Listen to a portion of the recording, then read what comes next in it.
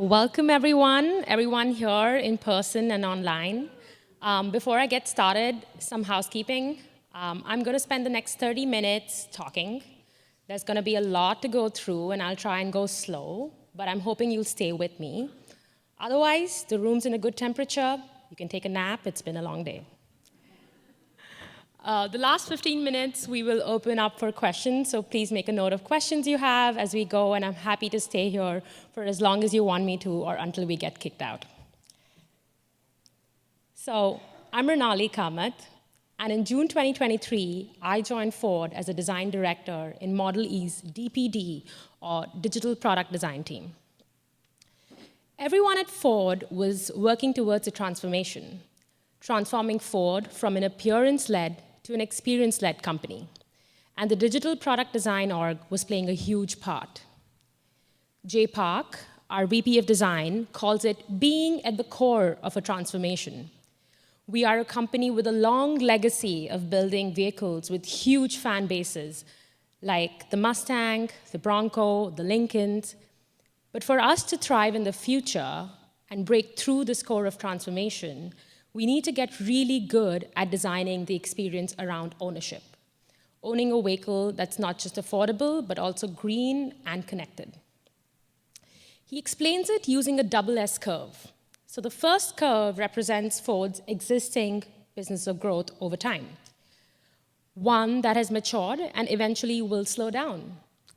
It provides value at the point of sale, selling gas engine vehicles. The second curve represents Ford 2.0, a new business arm focused on delivering value across the customer journey through experiences, and to serve our customer whenever they need us. And the gap you see between these two curves is what creates the core of the transformation. And the core throws new challenges at us, and that requires new strategies, new tools, and ways of working. It requires us to rethink our culture, team structures, and everything else you can imagine. And so to break through this core in a positive way, we're bringing in new leaders, new talent, new tools, and inventing new technologies. We call it refounding Ford. But it wasn't just Ford going through a major transformation. I was too. I was transitioning from being a really good, successful individual contributor at Amazon's Innovation Lab, which was very well established and thriving, to a leader in a very nascent team at Ford, which was still establishing its ways of working.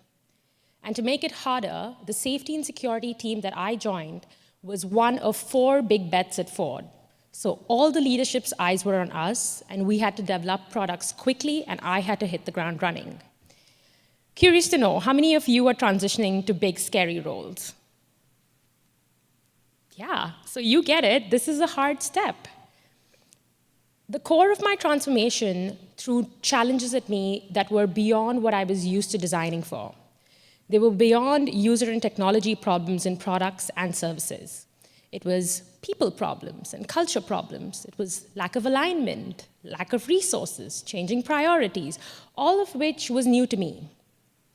I had to rethink my approach to thrive in this new role. And to add to that, I was just getting over another big transformation.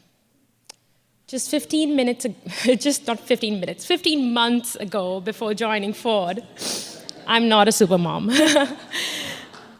Just 15 months before joining Ford, I'd given birth to a beautiful baby boy. I had become a mom. How many of you are new parents here? You'll agree, it's hard, it changes you. It changes your relationship with yourself and your body. It changes your relationship with your partner. It changes your relationship with your parents, your family, your friends, your relationship with the world, really. Your perspective of the world changes.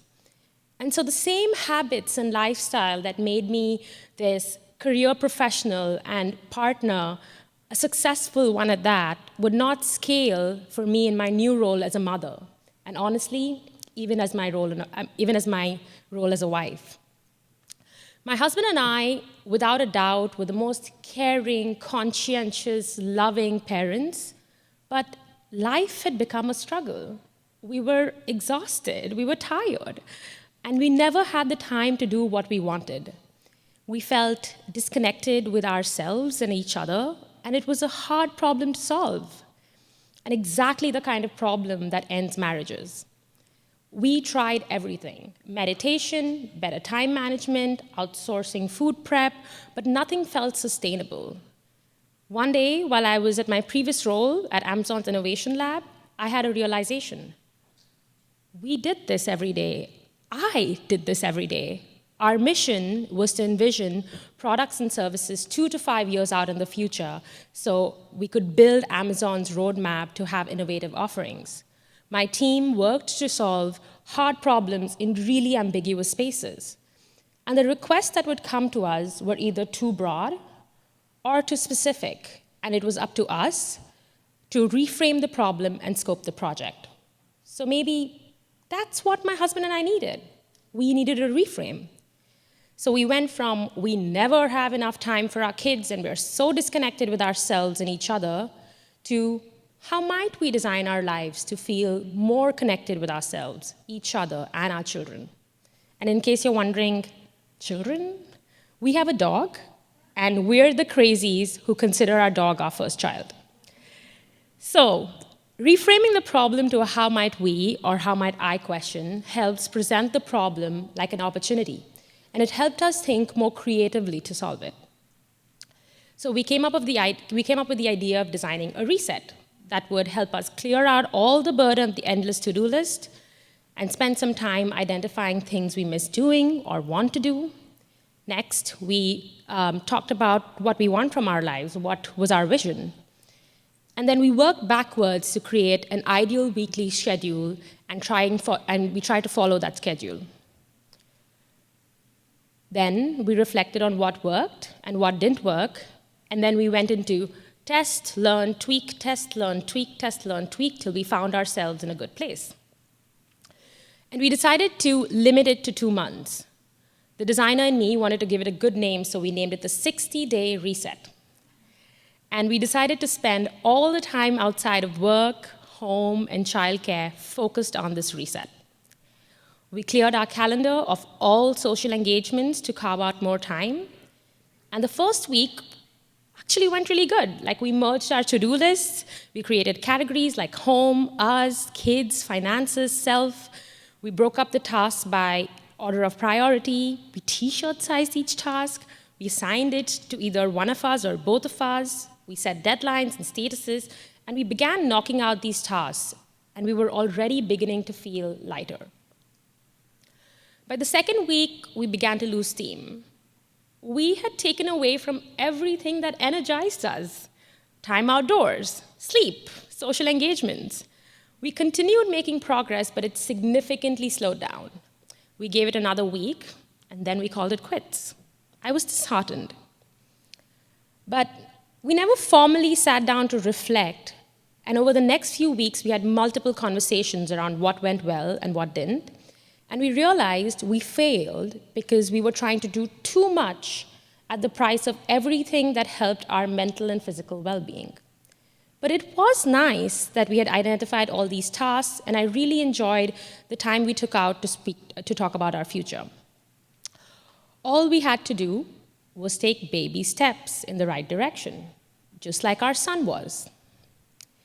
We didn't know it back then, but what we had done was follow the design thinking process very similar to the one we did at the lab. We reframed the problem to an opportunity, we ideated on solutions, and came up with the idea of a reset. We scoped it to 2 months and called it the 60-day reset. We prototyped it by categorizing tasks, talked about things we wanted to do and where we wanted to go. And towards the end, we reflected on what went well and what didn't. And we had an insight: take baby steps. What we experienced next was what we at the lab called a stop pivot moment. A stop pivot moment is when you realize you can't keep moving as planned because of a new insight, a change in a priority, or many other variables. It meant we needed to rethink our approach to the problem. It could mean we needed to ideate a new solution, or we changed the method of prototyping, or maybe it's the scope that needed changing. Or maybe we decide to drop the problem altogether because it's no longer valid. For us, it was the scope. We had tried to solve too many things and dedicated too much time to solving them, and we were taking away from things that improved our physical and mental well-being. So we rescoped and prototyped a new way of working. We decided to be more spontaneous and bring up issues as they come up. We decided we didn't want to spend more than 15 to 30 minutes, and within those 15 to 30 minutes, we would come up with an outcome or at least the next step. We would test that step, learn, tweak, and then try the next thing. We still have a ways to go before we feel like we've truly designed ourselves to fit our new needs, but these baby steps towards a positive outcome was really working for our well-being. We spent more time with each other, we were more focused on our health, we became more productive, and we definitely felt more connected to our kids, our families, and our work, and more importantly, ourselves. This was the start of me using design thinking to solve problems outside of products and services. Fast forward 6 months, I joined Ford. And as amazing as it was to be one of the youngest design directors in my org, I experienced major imposter syndrome. I questioned, was I really qualified for this job? I was working with extremely talented leaders who have been doing this for years, if not decades. And this question haunted me. What if I'm not good enough? And the pace at Ford was much faster than I'd ever imagined. On day 2, I found myself with 8 product managers telling me everything that they've developed and where they need my help. 1 month in, they became 16 product managers, showing me everything that they had developed and where they needed my help. And my design team had just gone from 1 to 3. I was drowning in information, but also in extreme ambiguity. The problems that I was dealing with at Ford were beyond Figma files. But then I realized I was used to working with ambiguity in my previous role. And the Amazon culture was all about building mechanisms to solve problems instead of relying on good intentions. So maybe this process that I had tested solving problems in my personal life was a mechanism I could develop in my role as a leader. I wondered, how might I scale this design thinking process to achieve positive outcomes at work? And then I began applying this process to different issues that I was facing. The safety and security team was working on some really compelling products, but we didn't have a clear vision of what our final package would be. We weren't aligned on the story we were trying to tell. And my time at Amazon had made one thing very clear. If you don't have clear vision, you're just building the next incrementally good thing. And so after talking to my peers in the PM org, we identified the problem. It wasn't like we didn't have a vision, we just had multiple visions, and everyone knew we were working towards a paid product of some sort, but everyone had an opinion on how we'd move forward. We were misaligned. And to me, misalignment meant that the design team was going to spend a while creating different designs with different requirements and having a lot of churn. And so I needed clear requirements so we could get quick and fast outputs from the design team. So we needed a reframe from there's no clear vision because there's misalignment to how might we use the expertise within our team to create a unified vision for safety and security products. And one of the tools that we used at Amazon were called subject matter expert interviews, or SME interviews in short. I remember we were dealing with a sustainability project, and one of the goals was to identify opportunities to make our devices more sustainable. We met with sustainability scientists, industrial designers, folks who ran the Second Life program, and everyone within the company who had an impact on how the device was consumed. We learned about so many issues downstream because of decisions made upstream. For example, the adhesive used to assemble the device was affecting how it was disassembled for recycling. In addition to sharing our insights, we created a key uncertainties doc highlighting key tensions and problems in our product development process. Then we set up sessions with 2 to 3 SMEs each, and then helped them go through all these tensions we had highlighted, and we realized that smaller groups maximized discussions and made sure everyone's voice was heard. It led to constructive conversations between people who had never worked with each other before and helped us align towards teams and common goals. So while I was looking at this misalignment problem in the eye, it was clear. My tool of choice would be SME interviews, followed by a review of where we align and where we misalign. But how do I do this in a way that I don't spend 4 months in the research phase? I only had a month to spare, and I had to do this in parallel with other design projects. The SME interviews are a design research tool. I had to adapt it to make it a leadership tool, an alignment tool. I had to identify the variables at play and adjust them for my needs. So let's see. SME interviews are one-on-one discussions with external subject matter experts to get deep knowledge about their area of expertise.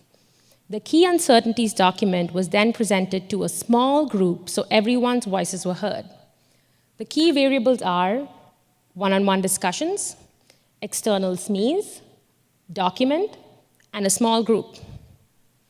In order to save time and get through this quickly and effectively, I had to reflect on what were the major time sinks. One-on-one interviews would take forever, so how about discussions with groups of 2 or 3 when they're part of the same team, and then one-on-one only when it feels like the person has really deep knowledge. I didn't have to look outside my PM org because I knew plenty of people who were actively working on this, so I decided to go internal first. But I would ask each person or group who I should speak to next, and that may lead me to go external. And then Ford has a presentation culture, so I knew documents wouldn't fly. I had to meet the team where they were at. And lastly, instead of presenting in small groups, I decided to do a shared Miro board with slides so people can comment while I was presenting, even if they didn't want to or couldn't speak up. This led to a quicker and more effective execution of this tool. This was the missing step in my process: adapt. Adapting tools, processes, and approaches that I already knew as a designer to help me solve problems as a leader. Carrying out SME interviews after adapting it helped me move quickly, gain tribal knowledge, and more importantly, identify points of alignment and misalignment. The effort led to multiple benefits, but here are a few I want to highlight. One of the points of alignment was that we were all deeply passionate about doing right by our customers and never charging for life-saving features. This helped us understand what we would offer for free versus what we would be charging for. It also led us to a discussion about principles, which led us to a workshop that helped us create principles that guide our product development process today. By asking who I should speak to next, I found a team on the marketing side that was thinking about packaging guidelines. Their guidelines helped us clearly define which features should be free and which ones should be paid. And this helped our team group the features that we were working on and in turn helped the design team know the various versions of the product that would be free and paid across the app and in-vehicle experiences.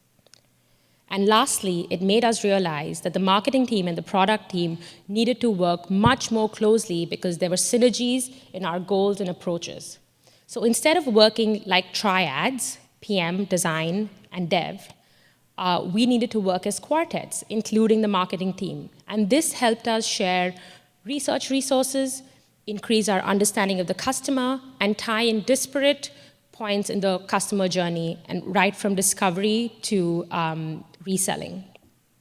And so SME interviews have now become a tool that drives alignment. Our PMs use it to interview their stakeholders and highlight points of alignment and misalignment so that they can create clear product requirements for the design team. Now let's take another common leadership problem: lack of resources. How many of you are experiencing this problem right now? A lot of us. And how many have successfully overcome it? I expected a few hands up, okay.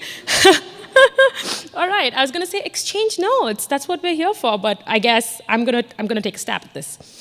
So let me take you through how I went about solving for this. Our mission as the safety and security team at Ford is to prevent bad things from happening. Prevention. And when they do, we want to be there for the humans in the vehicle in a kind, sensitive, and empathetic way. Resolution. And so my duty as the design leader in the space is to help our product team understand and empathize with these humans inside our vehicles.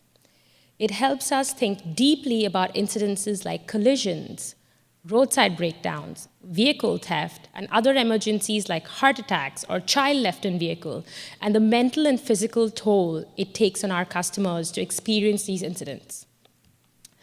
Each incident needs to be dealt with uniquely, so we have a PM developing features for each type of incident.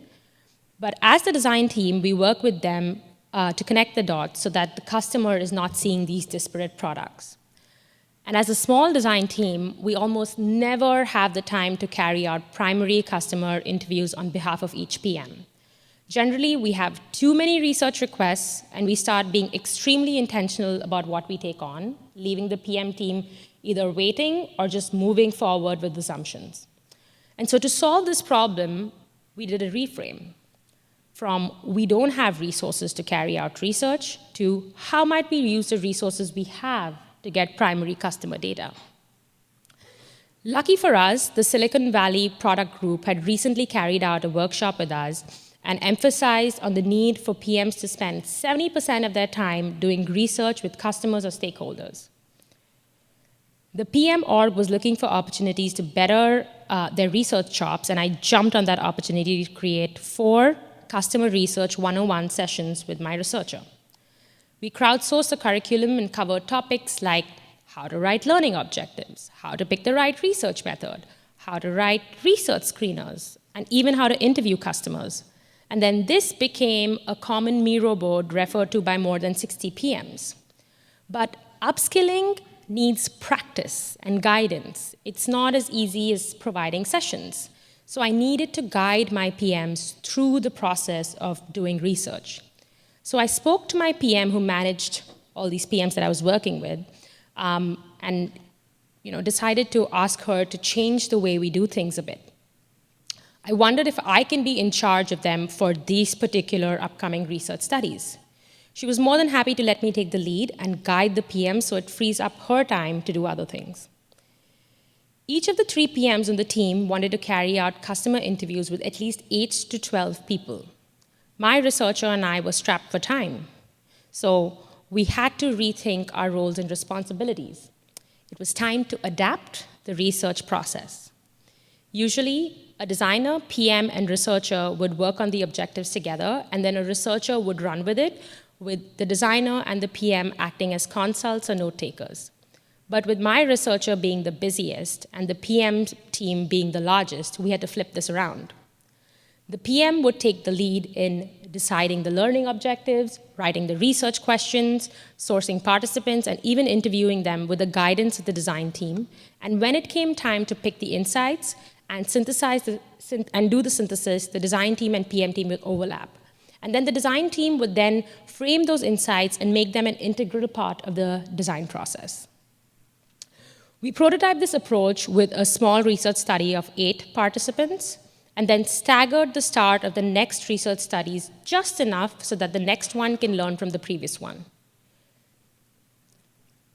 By adapting the research process and changing my role in it, we were able to gain insights from 31 interviews in just 2 months. This led me and my researcher to stay focused on work streams that need our attention and special skill set while acting consult on research studies. We also went on to adapt this process to other research methods like surveys. And a byproduct of this effort is that our research team was now free to focus on research studies that need their special attention, and our product team is now equipped with user stories and insights they've experienced firsthand, making them more confident on developing the right product. The last problem I want to talk through is personal growth.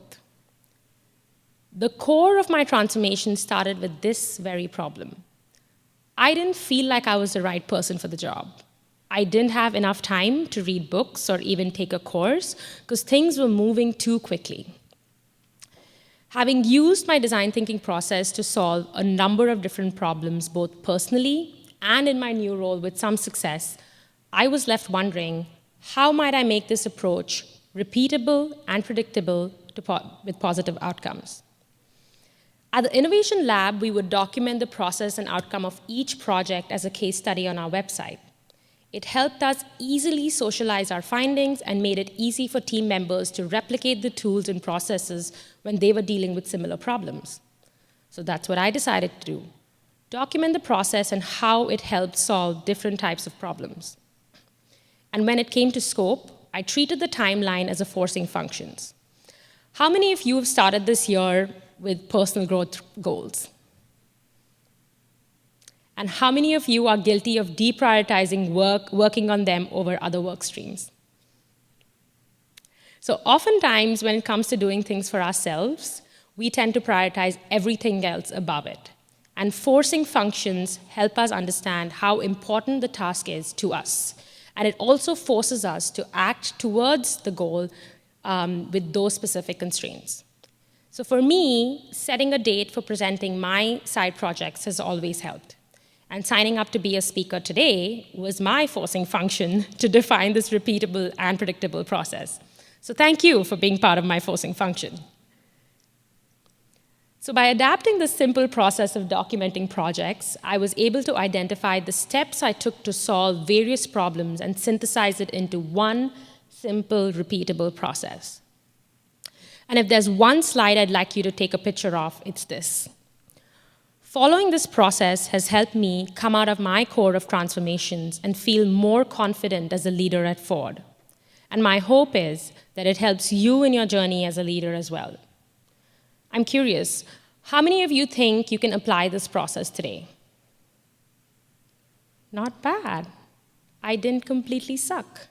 Awesome. So feel free to reach out to me with any roadblocks. And then how many of you think you can apply this process with some tweaks to include your style of problem solving?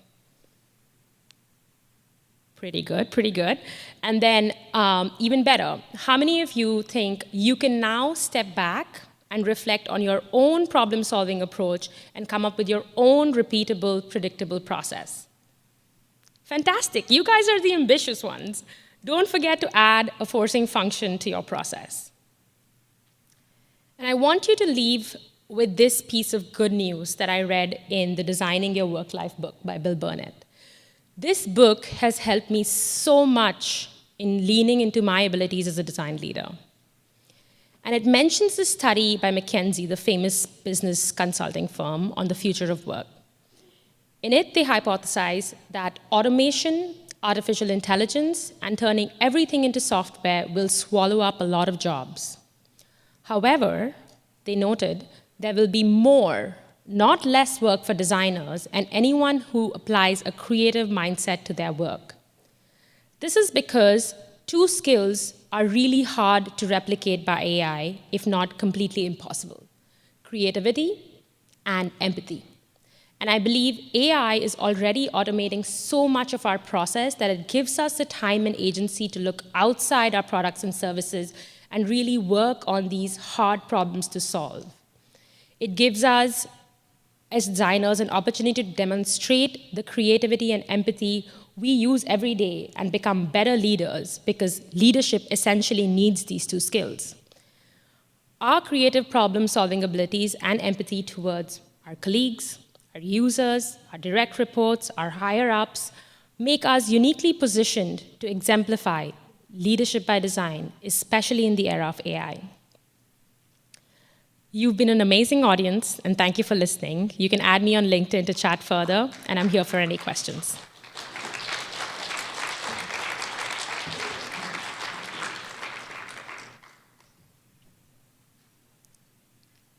I think we're just waiting for mics. I can switch. Can I switch?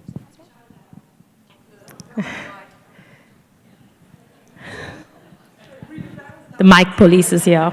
Oh, was that loud? Ah.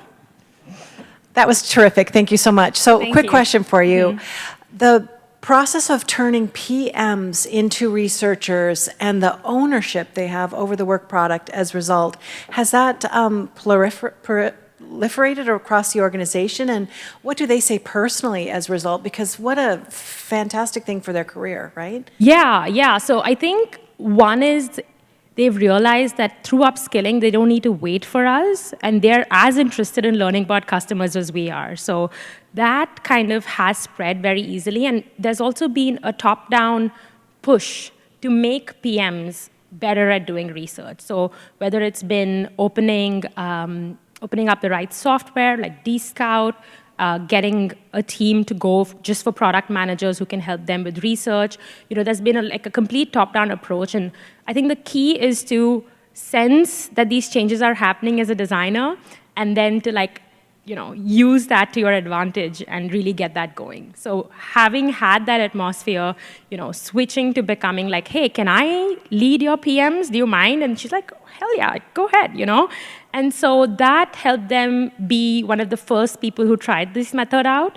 And then it moved along to different PMs to say, hey, I've written these learning objectives. Can you help me? And we were like, yeah, let's go ahead and become consults. So I can be part of multiple different projects. It helps me connect the dots better. It helps PMs become more confident. And I think we're headed in the right direction that way.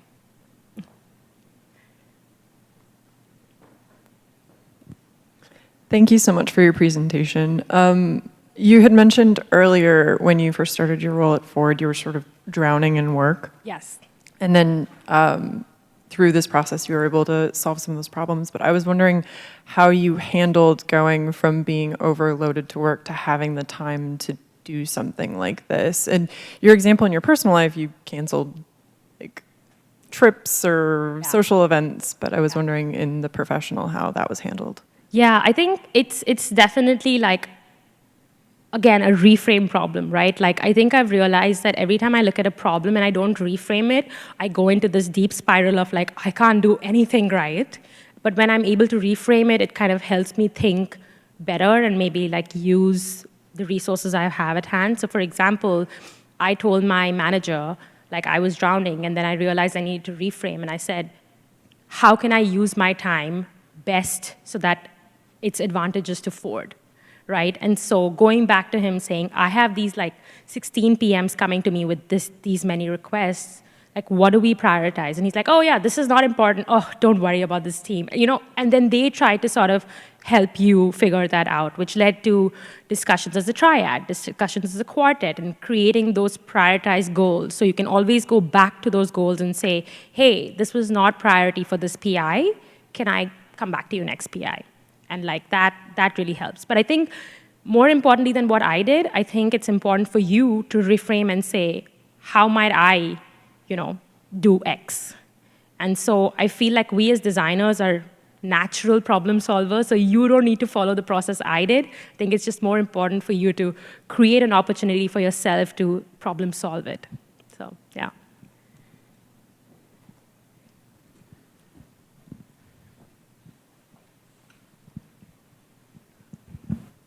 Thank you so much. When you were talking about being resource strapped and you said you had to reframe some product managers and designers and their different maybe job responsibilities, was there any workers that struggled with that transformation? And as a leader, how did you deal with that? They did. Of course they did. Upskilling is hard. And I didn't mention this, but when I took lead of the PMs for those particular research sessions, I asked them to set one-on-ones with me every week. And so in addition to consulting them through the research session with my researcher, I had one-on-ones with them, and I spoke to them about the 3 H's, which is happiness, home, and health. And I think those are the 3 H's that really help you understand the kind of person they are, what they're struggling with, and then come to work and talk about how I could help them better. So I think, for that little period, I was kind of their manager, and it was my duty to make sure that they succeed. And so that was how I came up with it. Yeah. Yes, you mentioned that something that you struggled with was putting kind of personal professional development on the back burner in lieu of a heavy workload. Yeah. I'm just coming off of actually doing training course myself, and it's been a little challenging for me to kind of adequately structure my time and juggle doing both this as well as my professional responsibilities. So do you have any advice or any method or process you use that maybe I could use going forward so that I don't put these professional development opportunities on the back burner just because I'm afraid of not having enough time? Yeah, I think one is just being vulnerable. Did you say you just did a course? Yes. And you want to be able to integrate the learnings of that course into your work? Okay, I think it's a couple of things. It's about being vulnerable with your boss, with your manager, and be like, hey, I did this course and I really want to do better and be able to include the course learnings into my way of working and chalk out that time for me. If you're lazy, like I am, I need forcing functions, so I go, hey, I learned a lot of things in this course. I think it would be super helpful for the team to learn about it. So every Friday, I'm going to keep like a quick 15-minute session so that I am answerable, not to the team, but to myself, to understand how that learning is, relevant to our work. And so I think it's just a reframe, right? Like you talk about, I don't have time to like, how might I make this not my business, but everybody's business, a better reframe than that. I'm talking on the fly. But, how can I use the learnings that I've had in this course and apply to everyone, really, and so that your manager can align with your goals. I hope that's helpful. Do we have any questions online? I think we still have a few minutes. I had one too. Oh, yeah, go ahead. Yeah. So I really appreciated the slide that you shared of like that you and your partner worked on, like that you shared, just to kind of expose the effort that you guys took to put into working through your personal life. So I tried once with a girlfriend to like, oh, like we could just like design think this, and it didn't really go well. Like I heard some chuckles and people saw that like, oh man, like she really like put in all that effort. So my question, and if it's personal, you don't want to answer it in front of a bunch of people, but like personal life, you can't always control, like, there have even been questions around upskilling your teams, and you can account and expect maybe the teams that you work on to come alongside of you through like this reframing process. But I'd say like in our personal lives, like, I don't know, like for me, I don't date other designers, product people, like people that are aware of this type of approach, and so it could be off-putting. Yeah. But I was curious how you navigated that, if that was even an issue for you and your partner. My husband's an engineer, so he was nowhere around this. He was just like, what are you talking about? But, I think it is a couple of things. It is about surfacing the consequences of inaction, right? Like, what happens if we don't do anything about this problem, right? Like, do we really want to be here? Like, is this how we want to lead our lives?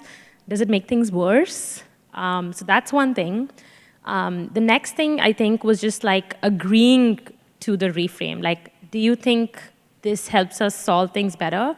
And then just check-ins, reflecting, learning, right? Like, is this what you expected from this? What are your hesitations? Like checking in with your partner to see, if this is too much or too out in the wild. And again, we're designers, so we can definitely adapt those processes.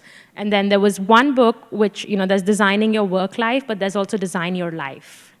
That's a really good book, again by Bill Burnett, which you can look into. And I think they've made it really simple for people who are non-designers as well. I think Bill Burnett should start paying me by now, but yeah. Any questions online? Okay, go ahead. I'm curious, I know you mentioned that when you took the new role, you didn't feel like you qualified for it, but when you reflect back at it, what do you think helped you to take that next career step? From actually joining Ford? Yeah, like why do you think you got hired, basically? Like what helped you to get hired? Why I got hired is still a mystery to me. My manager is probably watching this, so please let me know. So but I think, the reason I wanted to make a move was like Amazon had become, there were a lot of layoffs going on, changing priorities. So I really wanted to look outside. And I think the exercise my husband and I did, helped me really get time to focus on moving to a new role. And then why I got hired, I just think clarity of like processes and what I was doing. And I think as a hiring manager, what you're looking for is potential. So if you see that the person has potential and is a good culture fit, then things can be learned. So I think he saw that in me, hopefully, and that's why I got hired. Sorry, I don't know if it was like the right way to frame the question, but Was there something that I missed out? no, that was Okay, perfect. Right.